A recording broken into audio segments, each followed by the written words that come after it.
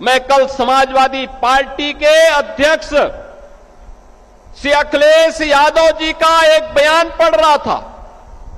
वो कह रहे थे कि उनकी सरकार आएगी तो अयोध्या को धार्मिक नगरी बनाएगी। अरे आप क्या धार्मिक नगरी बनाएंगे? आपने तो अपना इतिहास देखिए, राम भक्तों पर गोली आप ही के लोगों ने चलाई थी, आप ही की सरकार ने चलाई थी, समाजवादी पार्टी की सरकार ने। आज जब राम भक्तों के परिश्रम और पुरुषार्थ से प्रधानमंत्री मोदी जी के नेतृत्व में अयोध्या अब त्रेता युग का स्मरण करा रही है, तो आपके मुंह में भी पानी आने लग गया है।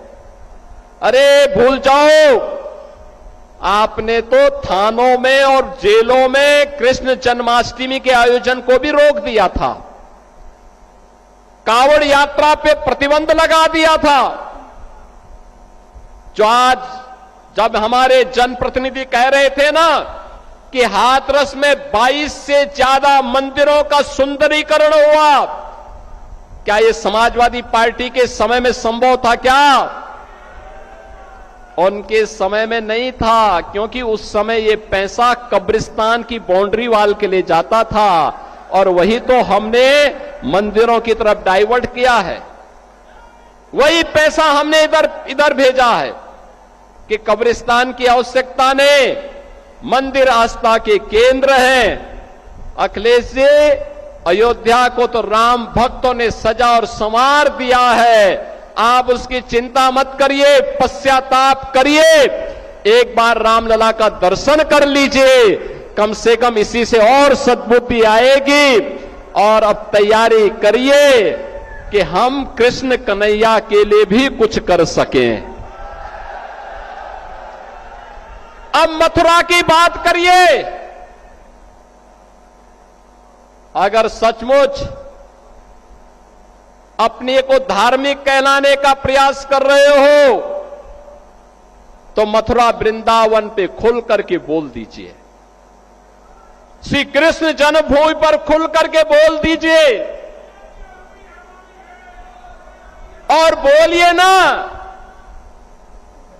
कि श्री राम जन्मभूमि मुक्ति के आंदोलन की तर्ज पर ही श्री कृष्ण जन्मभूमि की मुक्ति का भी अभियान चलना चाहिए।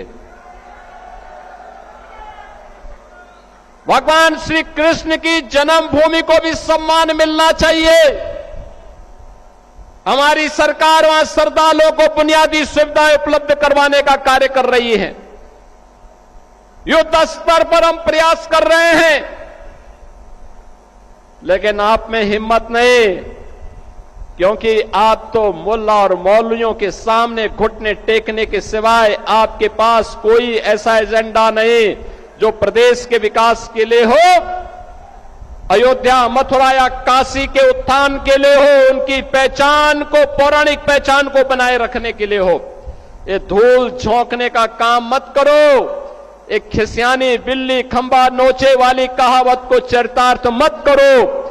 अयोध्या अपनी पहचान के लिए आप पर मोहताज नहीं है, अयोध्या की अपनी पहचान है और अयोध्या ने अपनी पहचान को दुनिया के अंदर फिर से बनाया हुआ है।